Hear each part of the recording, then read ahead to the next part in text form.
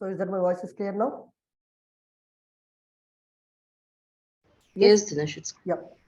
So let's proceed. Listen. So what I said, your number of VPC, it is, if you increase, or decrease, what will happen? Directly it will affect a pairing connection. So that's the reason I said, right, we have one formula. So n into n minus 1 divided by 2. This is to calculate number of PC. When I say number of PC, number of pairing connection. So if you want to calculate a number of pairing connections, you can use this formula. Right. See, here n represent number of VPCs. That's required for your architecture. So whatever the architecture that you want to build, for that, how many VPCs are required? That will be given by n here. N is the number of VPC. Fine. Now, so this is a typical problem, right? If you go with a pairing connection, for that reason only, we have another important feature available in your VPC, which is called transit gateway. Transit gateway. So transit gateway, it is going to act as a central hub actually. It is going to act as a central hub to connect a multiple attachment, guys. To connect a multiple attachments. So whenever if you want to connect a multiple attachment, you can go for a transit gateway. Maybe if you have a VPC attachment, yeah, you can connect. If you have a multiple VPC, yeah, you can able to connect. Sometime I need to connect the multiple VPNs also, or VPC with a VPN also. Yeah, we can go for this transit gateway. Or I need to connect a multiple pairing connection. I have a pairing connection. I need to connect. Yes, we can go for transit gateway.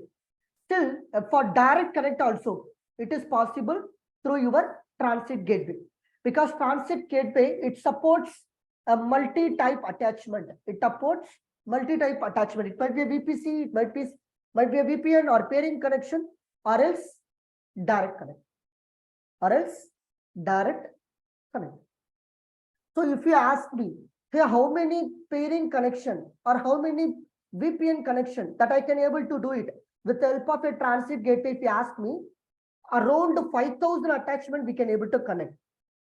Around 5,000 attachment we can able to connect with your transit gateway. Only one transit gateway. We can connect 5,000 attachments. But if you go with the pairing connection, see, for a 5 VPC, I need a 10 pairing connection. For 4 VPC, I need a 6 pairing connection. But using one transit gateway, we can attach 5,000. 5,000 attachment, we can able to connect. So if you need to understand, right, let me tell like different attachments. AWS Transit Gateway pricing. If you want to see, click on this and go to this page. And here the cost is based on per attachment.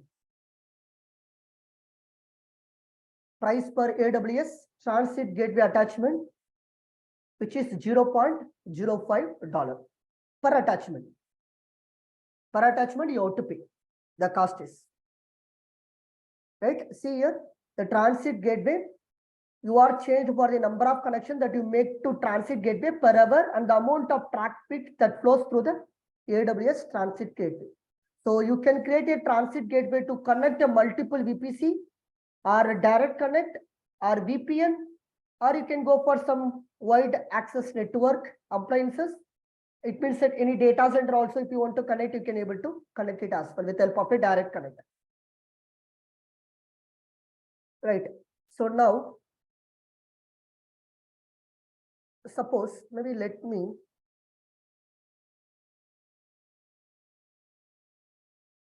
tell you how to create a transit gateway. As of now, I'm not going to teach you with respect to the VPN and other part like pairing connection and direct connect and all. Let's try to understand this transit gateway only by means of VPC. Right? So this is not under your syllabus, but we'll try to understand how it is practically doing the things.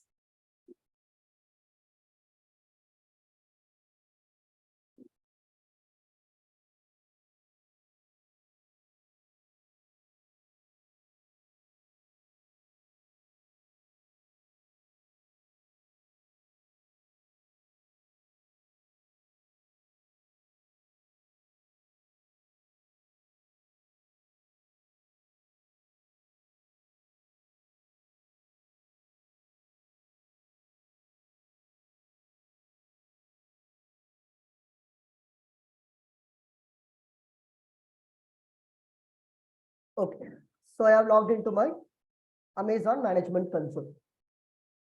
Now what I will do, earlier we have done the pairing connection to connect multiple VPC.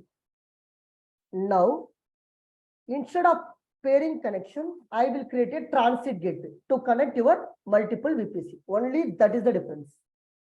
Instead of your pairing connection, what I'm going to create? I'm going to create the transit gateway. Right. Before that, let me configure two VPC. Right. One is default VPC and another one is Intel or any other VPC. Right. Click on this VPC.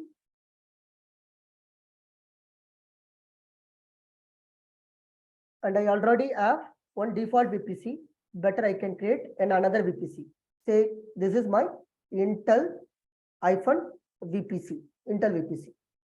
And I can give the CIDR range 10.0.0.0 slash say 24. So this is the CIDR range for this particular VPC.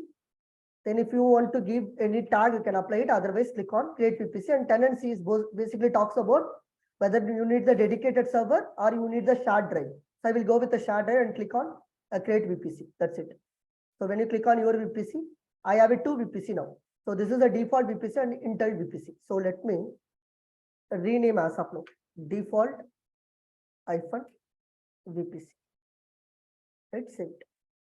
Now I have a two VPC. I have a two VPC. One is default VPC and Intel VPC. Now, in default VPC, you will get the subnet, right? Because we have a 6 subnet because I have selected the North Virginia region. Now I will go with some more subnet as well for your Intel VPC. So I don't have any subnet for Intel. So let me select my Intel VPC and create a subnet. And I am going to create, say, public subnet. I will create one public subnet. Say this is my public or Intel subnet. Intel-subnet I have given. And availability zone, any availability zone you can select. And the CIDR range you can give, say 10.0.0 slash say 25 I have given. And click on create subnet. Only one subnet I have created. Now, under this VPC, I have one subnet as well. Now I have a VPC along with a subnet. Now let me go and create an instance now to test this one. I'm going to create instance.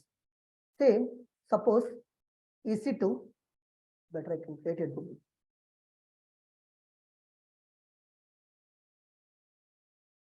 So EC2, and launch the instance. Click on launch instance.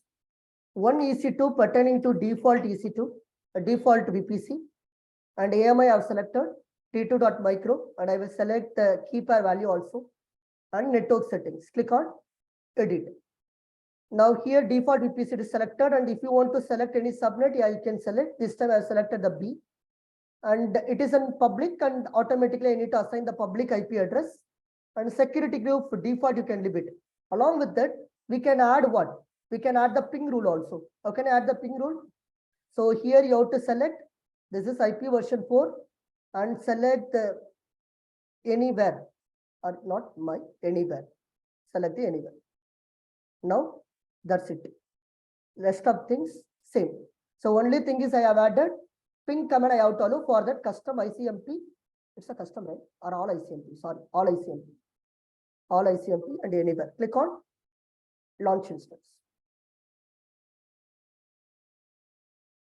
So now my default EC2 is ready. And I will launch one more instance for Intel AMI, T2 micro, keypad, network settings. Here I have to select my Intel VPC and subnet is, this is a subnet. And it is also I'm going to consider as a public, then I can enable it. Firewall, leave it. Only thing is security group. Let me add ping over there. So all ICMP IP version 4 and select anywhere from here and click on launch instance. That's it. Now we have two EC2 instances are running. One is related to default and another one is with respect to Intel EC2. And we have allowed the ping traffic as well. Any questions so far? Any question?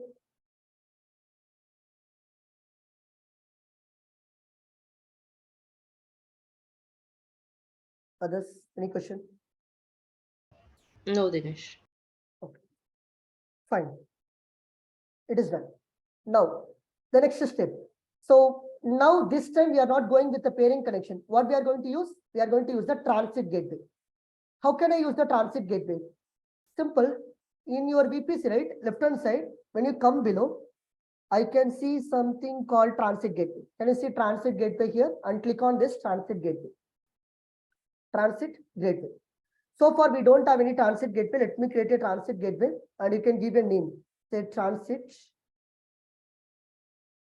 hyphen gateway hyphen 01. Like that, I have given some name. And the description I'm going to give, say this is to connect two VPCs. Like that, I have given some description. Completed. And you will get another number which is called autonomous system number, ASN number. This autonomous system number, it is a number which is provided by ISP. See, suppose if you are using Airtel Internet Service Provider, they will give the ASN number for your all routers. Right? For all your router, it will get one unique number, which is nothing but ASN number. Router is not domain specific. For that reason only, AWS, now this time AWS, but in real time, internet service provider, they will give it. But we are currently dealing with AWS. AWS will provide you automatically, it will assign some ASN number to your transit gateway. You don't need to worry about this one.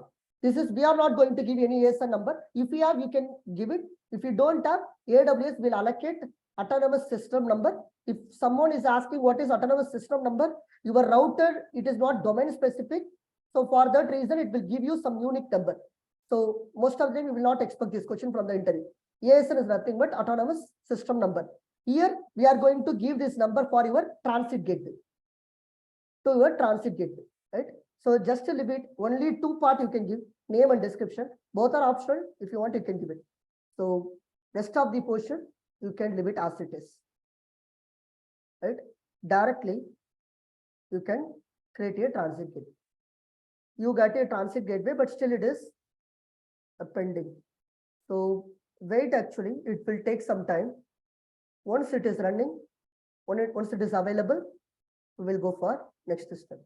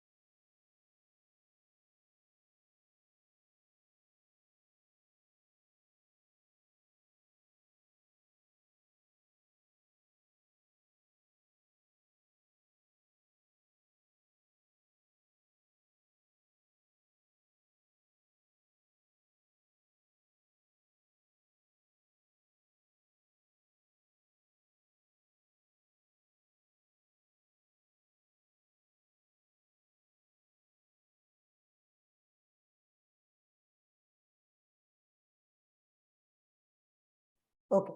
So once it is available, guys, the next step is what? The next step is we have to create the attachment. We have to tell, right, which attachment where we need to do the communication. Only a transit gateway where I have given name and description, what it will do. It will not do anything, right? Yes or no? So we have to do the configuration. Where you need to do those configuration? Here. transit gateway attachments. So click on this transit gateway attachment. Here you have to configure who is your source and who is your destination. It means that who is your requester and who is the acceptor. That you have to configure in the transit gateway attachments. Makes sense? Clear? Are you getting? Yes or no? Guys, confirm. Yes, Dinesh. Others? Okay. Now, click on transit gateway attachment. Say name is optional. Anyway, I'm giving here transit gateway attachment, which is 01.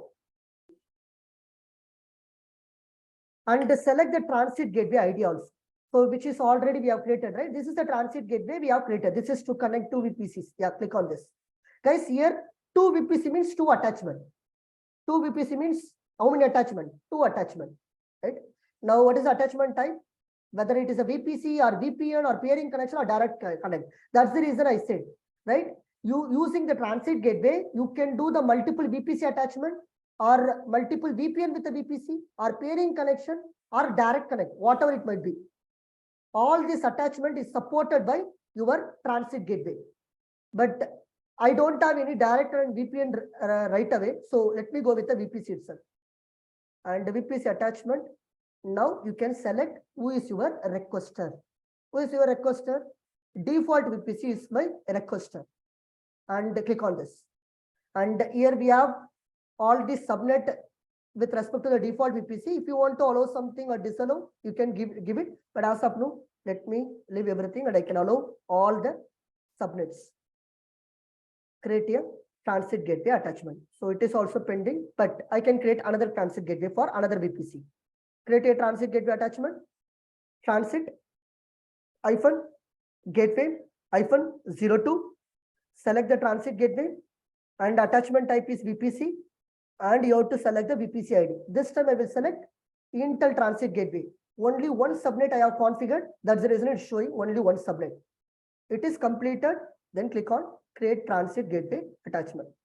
Now it will take some time. After that, it should be again available or running state. So there are two attachments. You have to make it here. Okay, it is filtered. Let's wait for some time. It is in pending.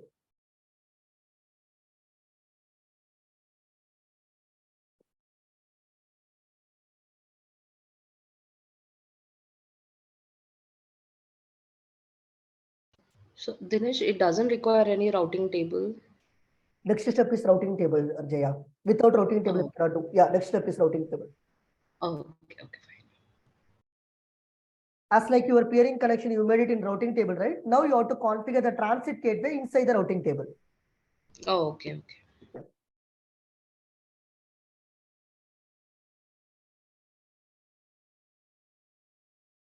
Whenever there is a communication, always, routing table we need. You remember actually when we go with the internet gateway, we have configured inside the routing table and NAT gateway routing table. And along with that, we have done the peering connection routing table. Everywhere we have to use the routing table. Okay. Yeah. Yes, it is available now. Now, let me go with the routing table. And where is my default routing table? Here we have a default routing table and Intel routing table. So let me make this is Intel like that. And this one, I can give it as, okay, mistake. It is different, like vice versa. This is default and this one is Intel. Save it. Now, I have to configure. First, I will configure my Intel routing table. You go to your routes and click on edit route. So add a route. So I need to configure the default. This is my Intel routing table, right? Let me check once again. This is my Intel routing table and default routing table. In default routing table, what I need to configure? I have to configure the Intel VPC, cider range. Intel VPC CIDR range. What is the Intel VPC CIDR range? 10.0.0 slash, I have given 24, I think so, 24 and 25, both are same. So click on this, and here you have to select what? Transit gateway. Select the transit gateway and save the changes. Now, if you go with another one, which is default is this one, right? Let me copy this. And go here. Go to the routing tab. Go here and go to the routes. Click on edit route and add a route. Paste this one, and here you have to select a transit gateway and save this changes. Completed. Now we have completed. Now let me open my terminal. I can open my terminal. First, I will try to connect my public server. So here we have my public server. This is the public server. So let me copy this address and go to my downloads folder, CD, downloads, and I have to allow the chmod 400. What is the key pair name? I can make it as sudo chmod 400 key pair name. EC2 key pair VPC dot append. What is asking password? 1 minute. Let me go with this one. Yes. Then after that, let me paste this SSH space -I, and then key pair name. Key pair name is key pair VPC dot append EC2 user at the rate of EC2 user at the rate of 1 minute. Hello. Class learner. Sollu. No sure. Session after best. So, and public IP address present. Give us. So I can able to connect my public server. Now let me try to connect my private server. Not private server. I am going to ping actually. What I'm going to ping? I'm going to ping this one. So copy this private IP address. We'll see whether it is working or not. Whether it is working. If it is working means what? I can able to launch a transit gateway between the VPC. That is fruit. We'll see. Yes. See, it can able to communicate from one VPC to another VPC with help of a transit gateway also. What is the advantage if you go with the transit gateway? It is not only for VPC, VPN, direct connect, pairing connection, anything you want to communicate, you can go for. That's the one advantage. The another advantage is it is number of this transit gateway, it will not increase because using one transit gateway, we can able to communicate with 5,000 attachments. That's the advantage, right? So any question here?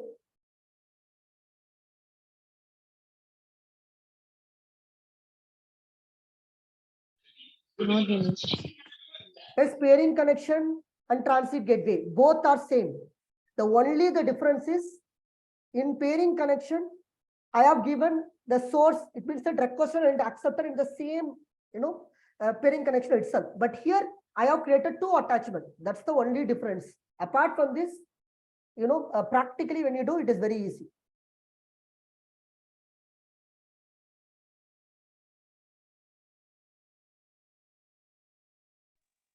Okay.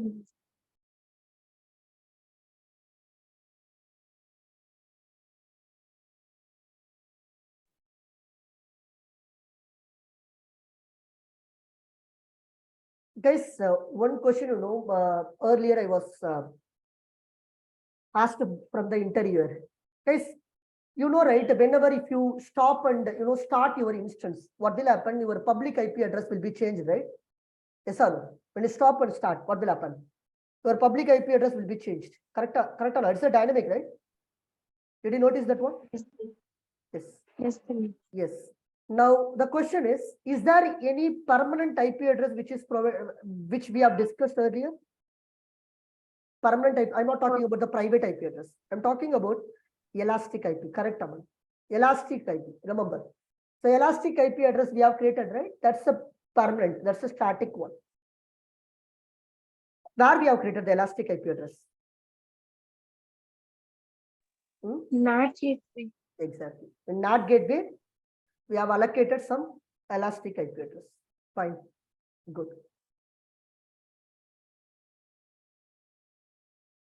Right.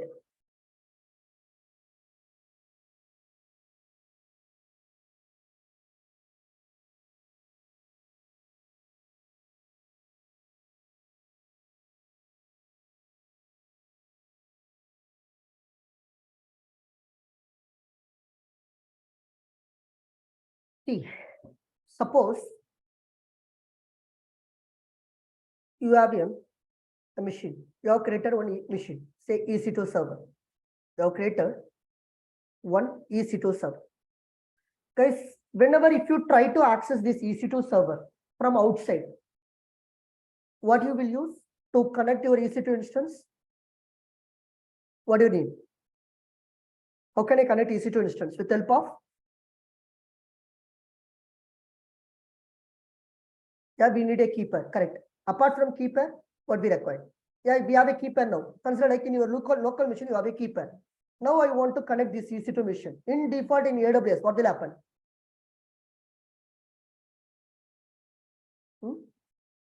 In default in AWS, whenever if you access any server, what will happen?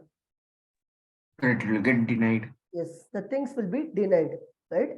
Why? Because why it is denied? Because of what is the reason? Firewall. Exactly. So we have a firewall, right? We have a firewall. Every instances or every server on your AWS cloud, it is protected by your firewall. Firewall. That firewall we can call it as what? We are calling it as security group. That's the reason in security group we basically allow SSH client, SSH security shell. Thereby we can able to access that particular EC2 server. So any request is coming from outside to your EC2 server, in default, what will happen? This firewall will deny, right? This firewall will not give the access. So if you want to give the access, you have to allow the security group. Yes or no? You have to go for that EC2 machine where you need to allow the inbound rule with help of a security group. Then only you can able to access the EC2 machine. Otherwise, you cannot access the EC2 machine. Right. So this security group, right, that we are talking, the security group, it is instance level firewall, guys. The security group, it is instance level security group. Remember. So if someone is asking this security group, it is an instance level firewall. I can call instance level firewall. But say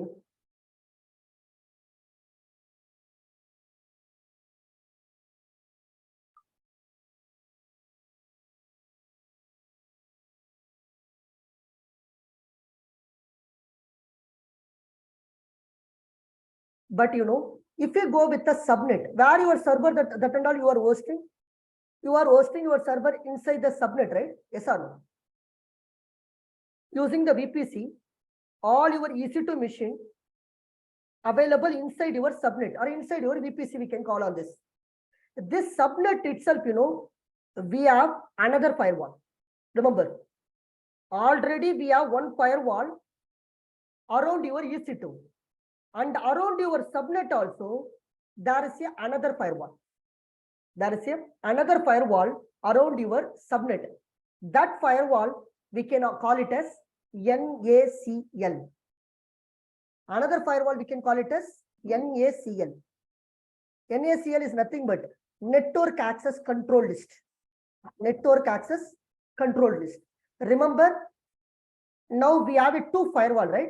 One is instance level firewall and another one is subnet level firewall. Another one is subnet level firewall. Who is subnet level firewall? Which is NACL, Network Access Control List. Who is instant level firewall? Which is your security group. Security group is the instance level firewall. NACL is the subnet level firewall. Now, only if you get the permission to your NACL, if you add some inbound rule on your NACL, and if it is allowed that particular network, then only we can able to access what? We can go for the second level permission. Again, your security group, if it is allowed, then only you can able to access the EC2 server. Remember, the first one is NACL should allow, then only you will get the access to the subnet. And then you have to allow the security group, then only you can able to access the EC2. So that's the difference between security group and NACL. NACL is the subnet level and security group is the instance level firewall. Are you clear, everyone? Now, sir, it is like a multi-layer authentication to access EC2, right? Yes. Yes, someone.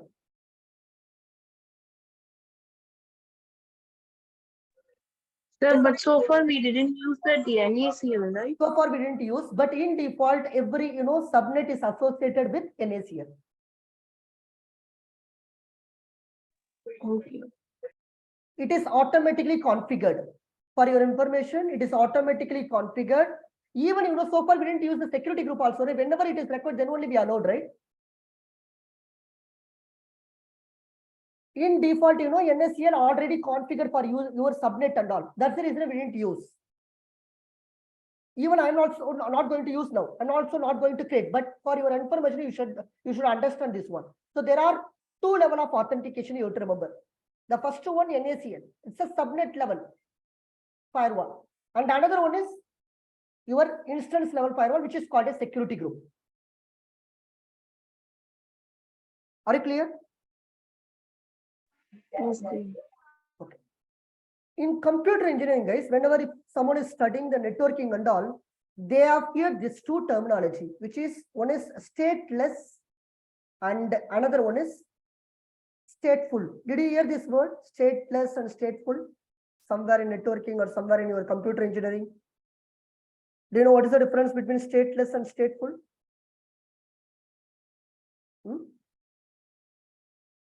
Anyone knows what is stateless and stateful? No problem. Let me explain. Listen. So to understand this one, we will go for some SSC example. I can go for some SSC. A small example we can go for. Suppose you consider like there is a premise. There is a premise. Okay, we have a premise. And there is a security guard here. There is a security guard here. And if someone is, they are trying to enter this premise. If they are trying to enter this premise, what they have to do, this particular person shows his ID card to the security guard. Only if you are the valid user, only if you are the valid user, you can able to enter into this particular premise. Only if you are the valid user, then only what security guard will do? He will allow you in this particular room. Say, consider there is a evaluation which is done by this particular security guard. He evaluated you. Yeah, you are the right person and you may allow. And suppose if you are you have completed your task here and you want to go outside. Now this security guard never will not check your ID card and all, because you are living, right? He will not check. He already remembers you. He already remembers you and he maintained your state also. You are the authenticated person. This is one scenario you can take it. I will tell you why I'm saying this one. Maybe there is a second scenario and here you have a one premise and you have a security guard here also. Say suppose one person is entering here and this security guard will do some kind of evaluation whether you are the right person, authenticated person. If you are the authenticated person, he will allow. He will allow. And you have done all your task here. And suppose when you are living, say consider like airport or consider like maybe a railway station. Even if you are living, if there is a security guard, once again you have to show your ID card, then only you can able to live. It means that while entering also or while you are going outside also, what you need to do? There is a evaluation, because this security guard don't remember anything. It doesn't remember anything. He can't maintain your state and all. He cannot maintain your state and all. Right? Why I said this one? Remember, there are two terminology. One is called stateful and stateless, I said. So here, the person is entering. At the time of entering only, there is a evaluation, and at the time of leaving, no evaluation, right? This is called as stateful because he remembers, the security guard remembers, and he maintained your state actually. He maintained this state. He maintained the state that like the user is already authenticated. User is already authenticated. This process we can call it as stateful. It is called as stateful. And what is stateless? This is stateless. He didn't remember, right? He doesn't remember. He doesn't remember. Who doesn't remember? The security guard, the security group. It doesn't remember. He cannot maintain the state and all. He cannot maintain the state. Like state means what? User is authenticated or not, that and all. This guy or this security group never ever remember, and it is called as stateless. Stateful means at the time of entering only it will ask your authentication. Living, no. But if you go with the stateless, while entering or living, you have to show your ID card. That's called stateless. Are you clear what is stateful and stateless?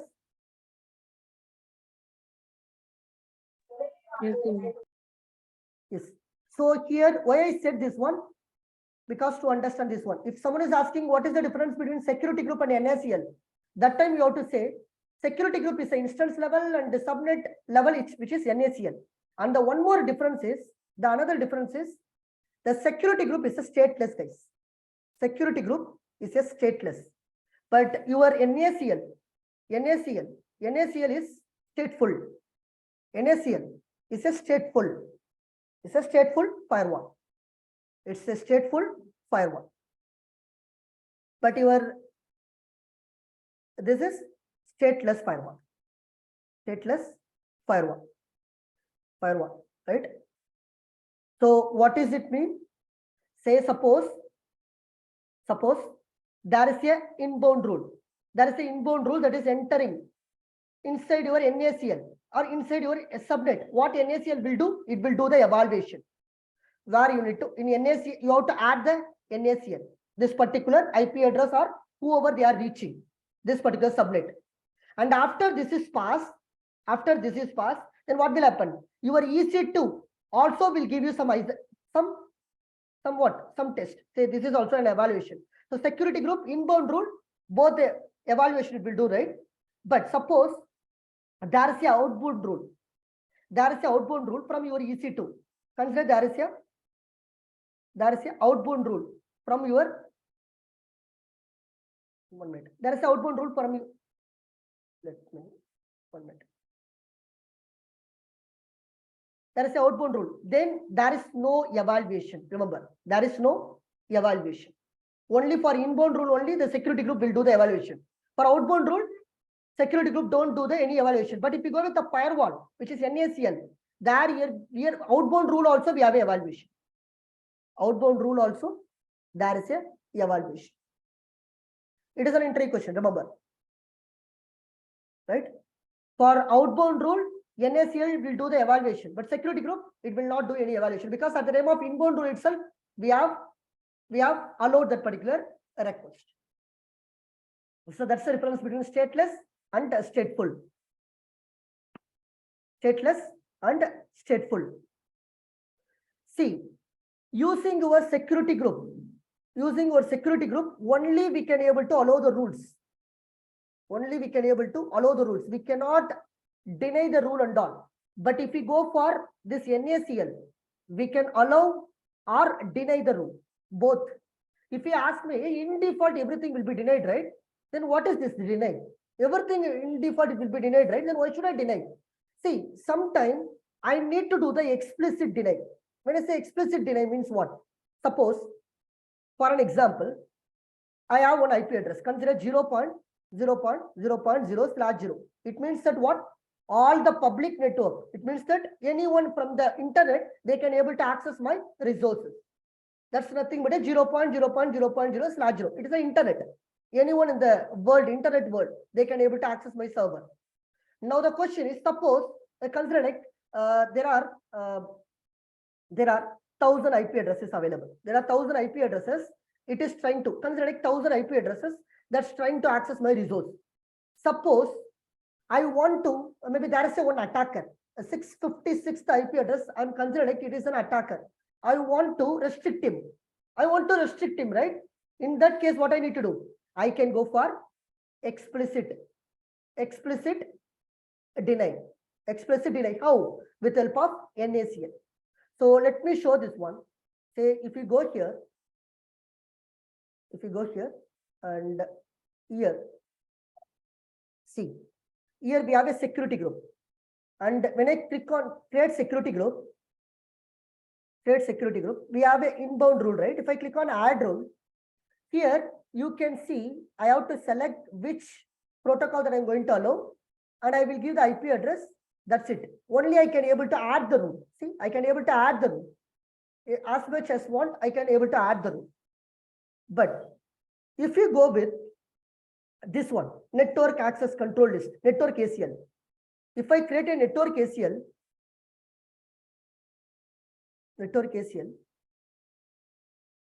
say I'm selecting one particular VPC and say this is my test and create a network ACL, this one, and click on inbound rule, edit inbound rule. Here you have a section called allow. See, here we have a section called allow or deny. Suppose even though you have given 0.0.0, maybe you have allowed actually. Consider like you are allowing all the traffic. Now suppose I want to restrict only one IP address.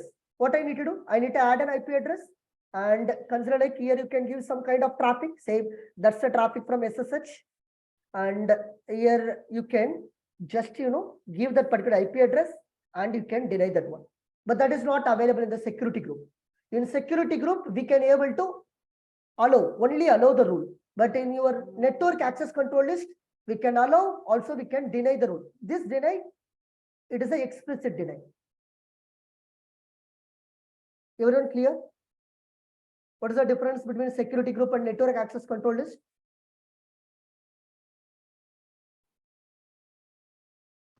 Yeah, Dinesh. It is an interview question. Remember, people will ask what is the difference between security group and NACL. That time you have to take security group. It is instance level. Network access control list. It's a subnet level. Security group where we can allow the rule. In network access control list, we can allow, also deny the rule.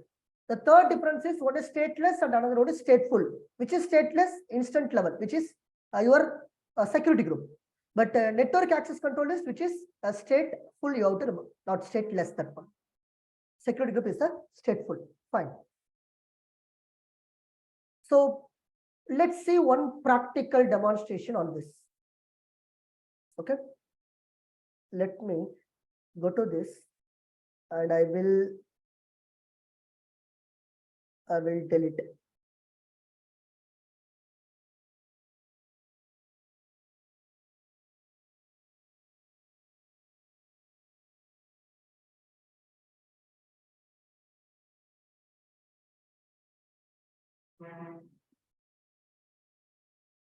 Yeah.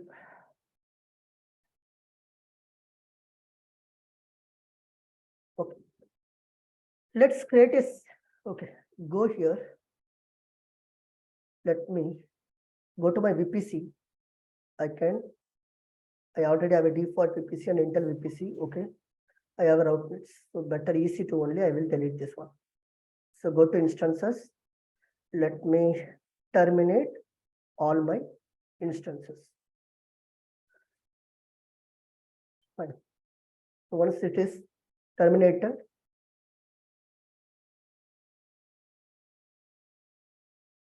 okay. So first of all, we can create a security group. Okay, can I create the security group? We already have one VPC, right? So let me come here and I can see the security group and I can create a security group. So one security group I'm going to consider as a public security group and another one consider like private security group. So let's draw some diagram.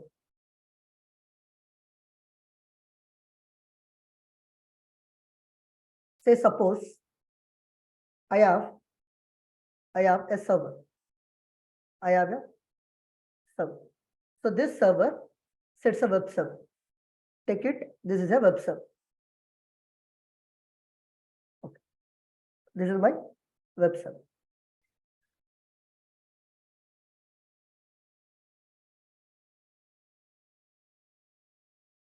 Right. And I will, this is say database also. I have a database server. This is my web server, web application server, and this is my database server. You know, right? In every server, in outside, we have a firewall. We have a security group. That security group, we can call it as a firewall. Security group, we can call it as firewall. The same way in database server also, we have a firewall. And consider this web server direct internet connectivity I require. For that reason, I will host it inside the public subnet. Say this is my public subnet. This is my public subnet, and this one is my private subnet because it's a database. It's a database. So then obviously I can call this as a public server, and this one, consider this is my private server. Okay. Now, suppose there is a request, guys, from the user. There is a request from the user. You know, right, user, they are communicating through the internet. And now tell me, which security group I have to allow here? Which security group I have to allow? So I have to allow which security group? Thereby I can able to access this public server. I have to allow this one, right? 0.0.0.0/0 cider range I have to allow, right? Then only through the internet we can able to communicate with this public server, right? Yes or no? Yes, Dinesh. Suppose you are the user, say suppose it is your PhonePe app. I need to check the balance. What you will basically do, you will log into the PhonePe account, and when you click on check balance, you can see some number. How the data is populating, how we are getting the data on UI.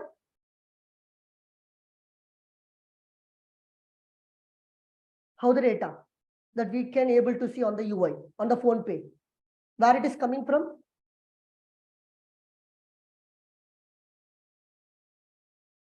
Yes, where it is coming from? From the private server or the database. Yes, correct. It is from the database, right? Correct. Yeah, you're right. And Aman also you're correct. Yes.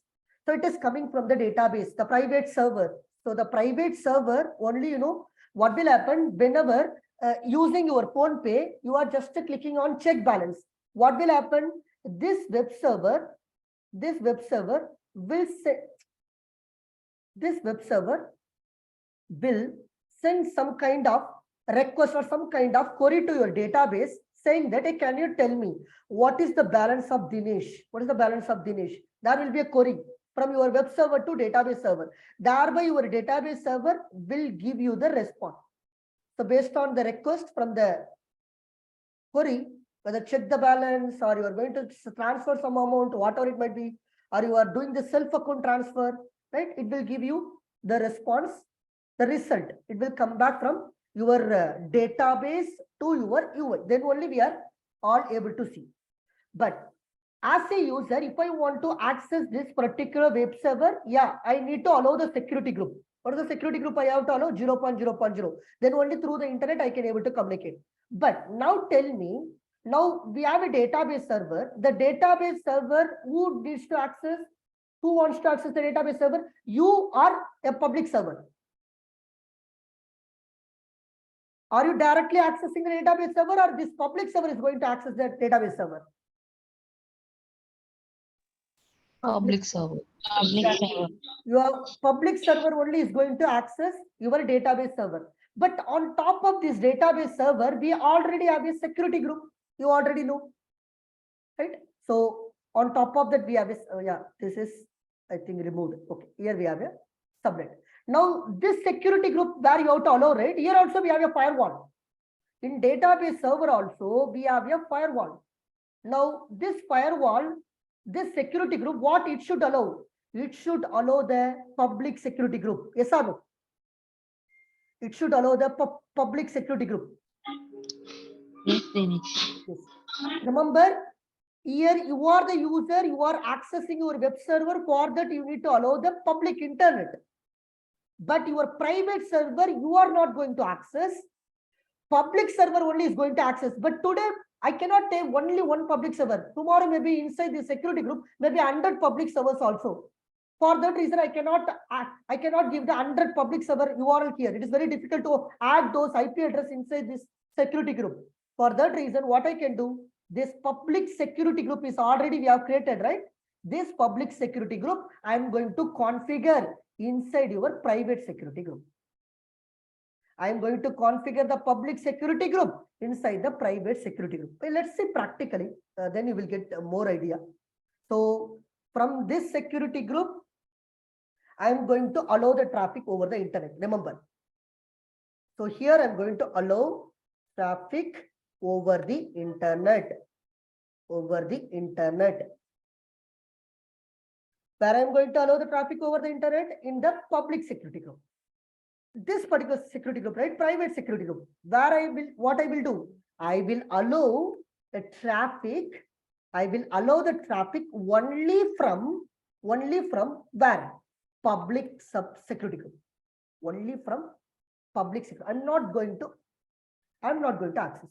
Who is going to access? The public security group is going to access your database server. Now let's see practically. Listen. Now let's create a security group and give a security group name based on your convenience. So let me give public -security group. And what is the purpose of this one? I'm going to allow traffic over the internet. Traffic over the internet. That's the description I'm giving.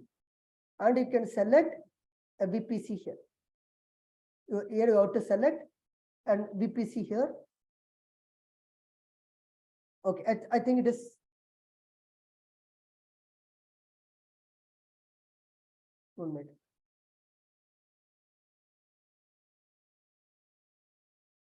What is the VPC?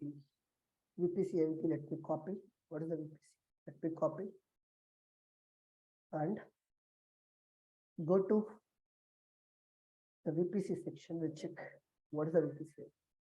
It is getting. Go to your VPC, paste it, enter. I think it's a default VPC. It is a default VPC. So let us consider everything is in a single VPC. As of now, let me consider all are in a single VPC. That VPC is my VPC that I have created. Where is my VPC? My VPC, this one. It is an Intel VPC, right? I can take this one. I can copy this. I can copy this. Now go here and instead of this one, let me paste it. Intel VPC. Intel VPC. And inbound rule. Add a rule. I need to allow the internet, right? Inbound rule. So let me give all traffic. Yes, all traffic. Anywhere from IP version. You can check internet. No, all traffic. Or you can give it like SSH also. Consider like I am going to give SSH traffic and anywhere internet from the internet. That's it. Outbound rule not required. I'm not going to give any outbound rule and all. Right. So let me create a security group. create a security group.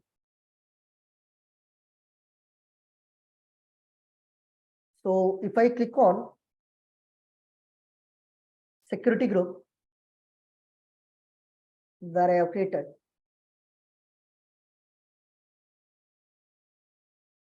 I think I should give the name. Let me filter. Here we have this one.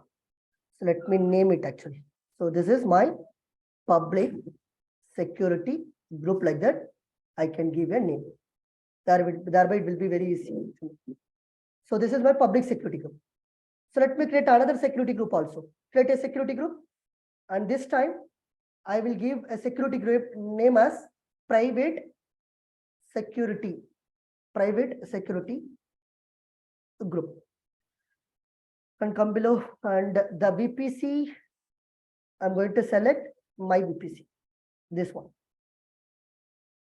So I will add a rule.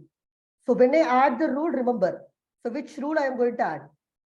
I will give SSH, and here you shouldn't select this one, not 0.0 that I'm going to select. I'm going to select which one? The public security group. So where is my public security group? It is already available, right? See, security group, and I will paste this mine, and this is the public security group, and click on this. Where is public security group? This one is the security group ID. Copy this, and let me create a new security group. Say this is private security group. Come below, and this one. I'm not sure whether it is correct or not. Let me check it. Yep. Copy this.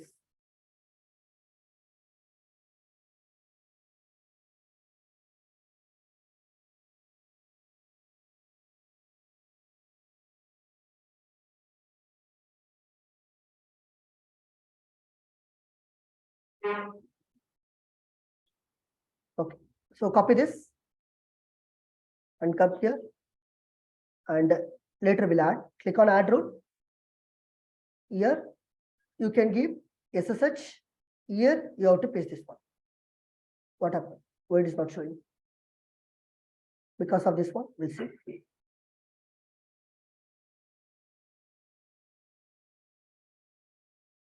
No? Yes, it got added. This is the security group. Let me once again show. I will copy this security group. Now you have to paste this. This is the security group. You have to add. So this is what I have drawn in this diagram. So in the public security group, you have to allow the internet. In this private security group, you have to allow the public security group. That's the reason I have copied the public security group ID, and I have configured here. Where I have configured here. Are you getting my point, guys? Dinesh, we have used only one VPC in both, right? Yes, one VPC in both, correct. Only one VPC. Guys, your that part is completed. The pairing connection and transit gateway, VPC to VPC, everything is completed. Now I'm talking about only a security group and NACL. And NACL also you can leave it, only talk about security group. Fine. Guys, are you clear? Yes, Dinesh. So give a name, and this is my private security group. Like that, I can give some name. Simple, create. So description, I'm going to allow a public security group. Like that, I can give some message. And click on create a security group. Done. So where is my security group now? Here we have a security group. So if you want to know that one, so what is this? Let me copy and paste it. The center, I have a two security group. One is public security group and another one is private security group. Are you clear, guys? Yeah, Dinesh. Yes, Dinesh. Yeah, let's launch the EC2 instance now. We'll launch the EC2 instance and click on launch instance. Click on launch instance. Save. I will create a public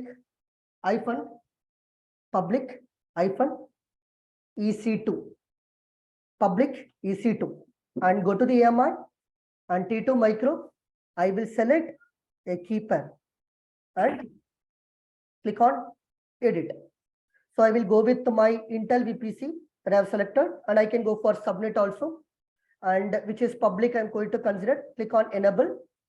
And what I will do, I will go with my security group. So what security group I have created, right? That security group. Select existing security group and click on this.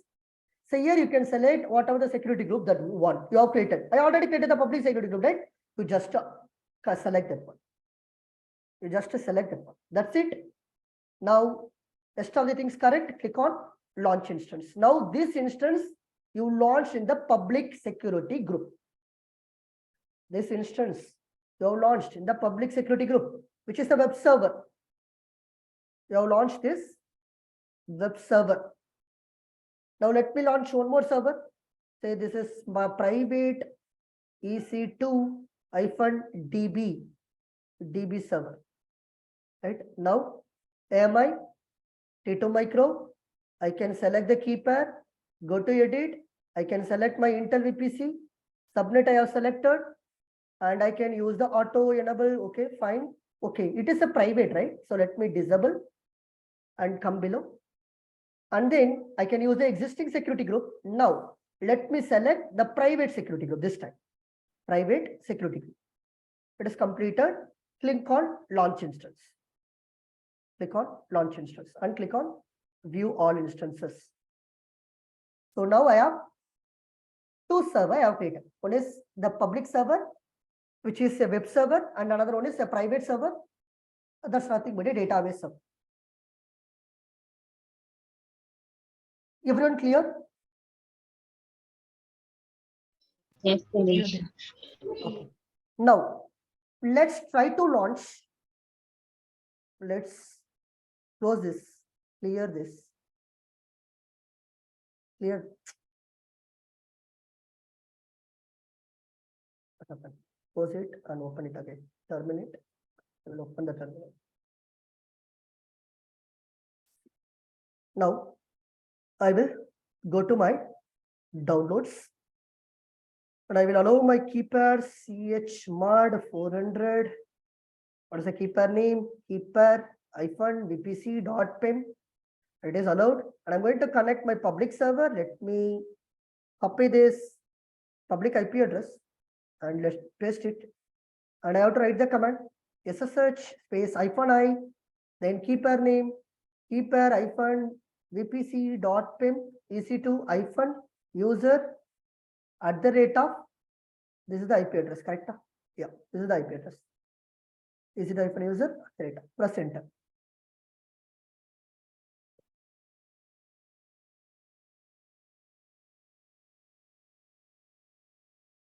SSH space -i keeper-vpc.pem ec2-user @ what happened? So let me click on connect. Click on connect. Where it's working.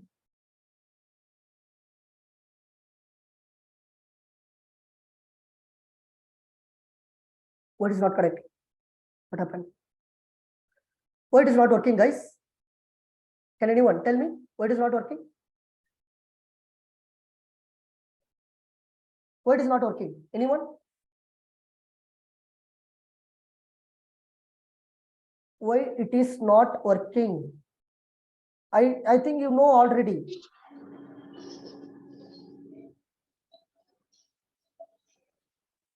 Why I'm not able to connect my public server? Why I'm not able to connect my public server? What is the reason we are not able to connect the public server?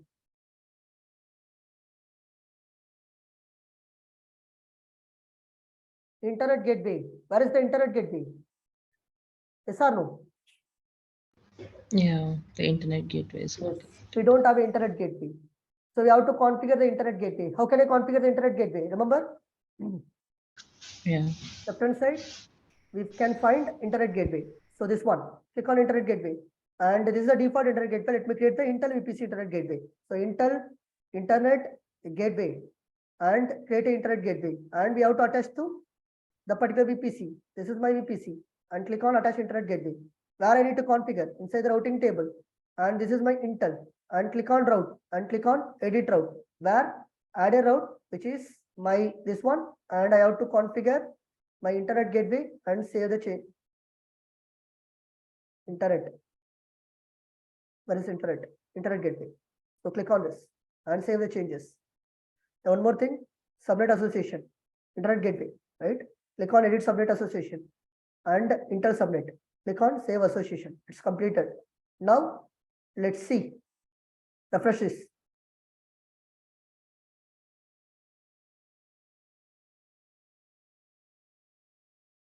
Yes or no? Let Yes, me, yes. yeah, if I type ping google.com, type ping google.com, will I see the response? Yes, I can able to see the response. So it means that I can able to connect my public server. Now we'll try to connect the private server. Now I will try to connect the private server. So can I connect the private server, guys? Can you tell me how to connect the private server from here? For that, what I need to do to connect my private server? To using NAT gateway. Yes, we need to use the NAT gateway. But before that, the PIM file, correct? Correct. So before that, I need to copy the. Yes. See, remember. And this is my laptop. This is my laptop. Right. 1 minute. See, this is my laptop. From your laptop, if you want to connect your public server in your laptop, what you require? You need a key pair, right? Yes or no? If you have a key pair, then only you can able to connect the public server. Yes or no? Agree? So the key pair for your public server should have it in laptop. Then only you can able to connect. Yes or no? Tell me, guys. Yes, yes, yes. Now I need to connect my private server. Then what public server should require? What you should require? What do you require? Public server should need the key pair, right? Yes or no? Yeah. The public server should need the key pair. But your key pair is available in your local laptop. It is not available in the public server. How the public server will know the private server key pair? So for that reason only, what you need to do? You need to upload your key pair. For that reason only, what we are doing? We are uploading the key pair to your public server. We are uploading the key pair. Did you remember earlier session and all, I was using the GUI tool, which is Cloud Shell. Through that I have uploaded, right, my key pair. But this time I'm going to use the command. Using the command, how can I copy the key pair to your public server? But if I want to copy the key pair to your public server, first of all, what I need to do? I need to copy the key pair from my laptop, right? Then only I can able to upload to the public server. Is that right or not? Is that Yes, right? yes, yes. So you have to copy the key pair first. You have to copy the key pair first. So can I copy the key pair? So for that, I will tell you the command. Listen. So before that, where is that? Okay, let me try to connect here, whether it is working. Internet gateway, after allowing, yes, I can able to connect. A better exit. So I log out. Now I will try to copy. How can I copy? With help of SCP command. SCP is nothing but secure copy command. Secure copy command. So use SCP space -i, and you have to give the key pair name. The key pair name is key pair VPC.pim is the key pair name, space the file that I need to copy. What's the file name? File name also same, key pair VPC.pim space, and you can give the username. Username is EC2-user @ and public IP address. So public IP address, where I need to copy a public IP address, where is that? Instances, and this is my web server. I can copy this and paste it over there, right? Public IP address. So using this, we can able to copy. We'll see whether it is working or not. Press enter. What happened? SCP space -i, whether it is copied. Yeah, we'll see. let me go to connect and SSH client. Let me copy this and now let's run. If I use ls command, can I able to see the IP address? We'll see. No, it is not copied. Let me exit. Once again, we'll try this command. Oh my God, I made the mistake. See, right, colon dot slash. In the root directory itself, I have to copy and paste. In the root directory dot slash. Now press enter. Press enter. Yes. See, it got copied. Let me check it. Now, if I type ls command, I can see the key pair now. Now it is available in my public server. Are you getting my point, guys?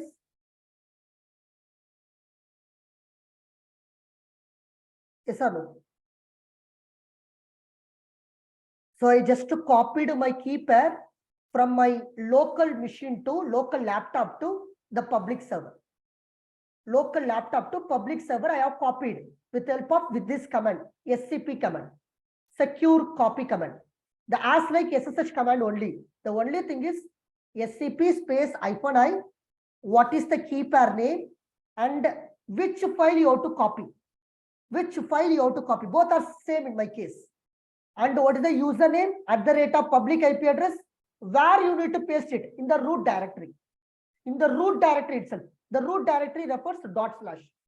Or you can create one folder where also you can copy paste. That's your wish. Are you clear? Yeah, Dinesh. Okay.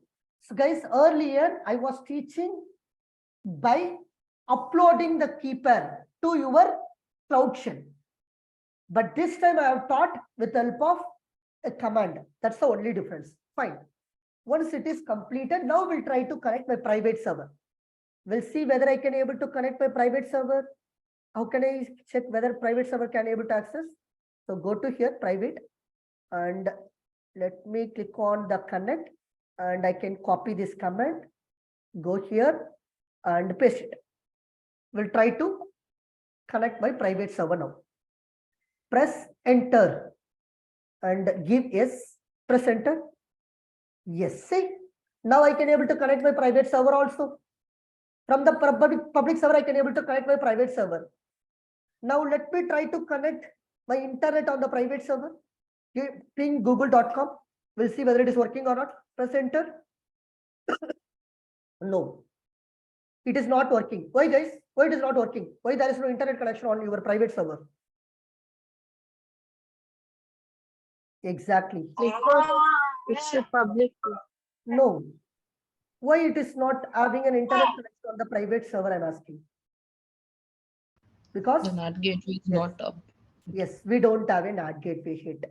So I have to launch the NAT gateway also. So let me go once again to my VPC and let's see where is my NAT gateway. So where is my NAT gateway? Here. And create a NAT gateway and see this is my NAT gateway and select my subnet. It should be on public subnet, Intel subnet. I'm going to create Intel subnet. And this is public limit. I'm going to allocate some elastic IP address here. Once IP address is available, click on create NAT gateway and I have to actions. Okay. So where is the NAT gateway? Here. Here we have a NAT gateway. So it is pending. Let me refresh. It will take some time. So once it is up and running, go route table where you need to configure.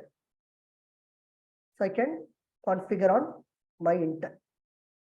So go to your subnet association already. Okay. 1 minute.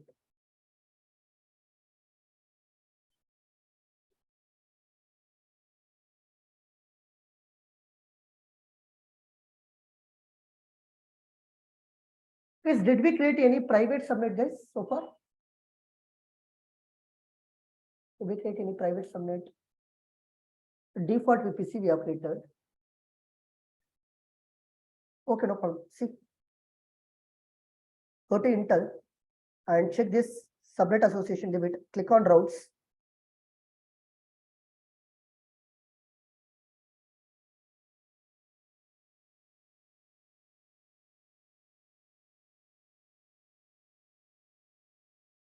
One minute.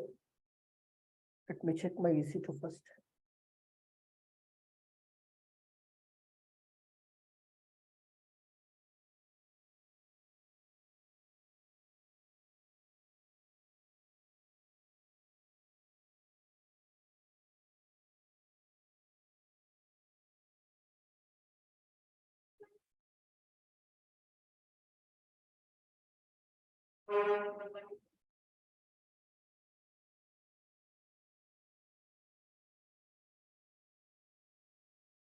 No problem. So click on routes and edit the route. Now add a route, which is I'm going to give this one and give the NAT gateway and give it, save the changes. There was an error editing route in all changes have been reverted. Creating route. The route identifier already exists, correct?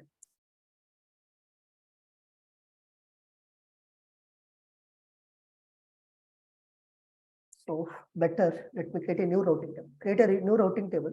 Say this is the private routing table. And this is I'm going to select Intel VPC, create a routing table. And then go to your edit routes, add a route. And this one, I can create this one and NAT gateway. Save your changes. And go to subnet association, edit subnet association. Let me select only one subnet is available. Click on save association, completed. Now let's check.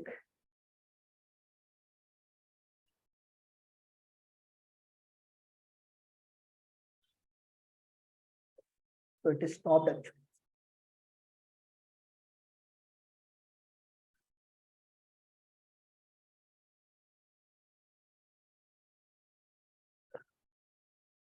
So let me quickly log in, and I already have. Go to my instances. Go to my instances.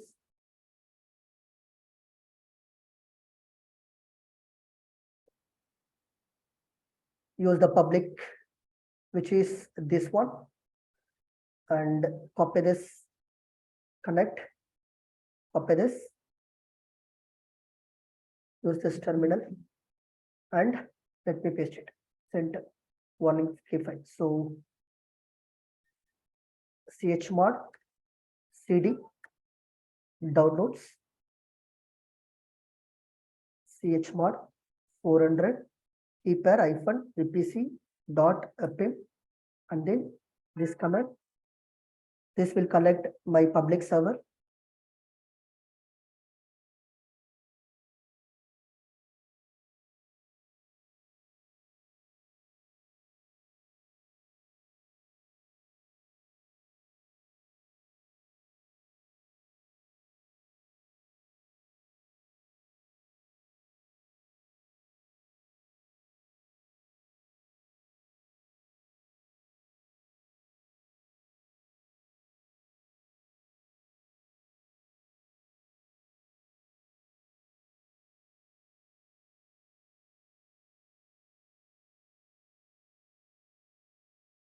What happened?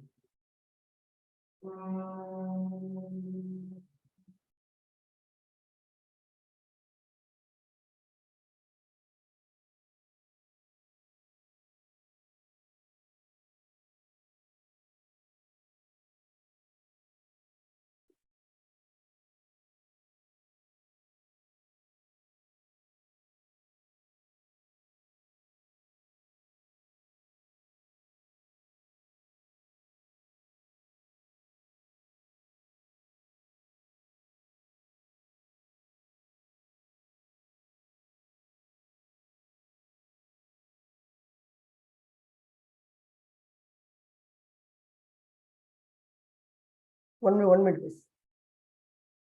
Delete.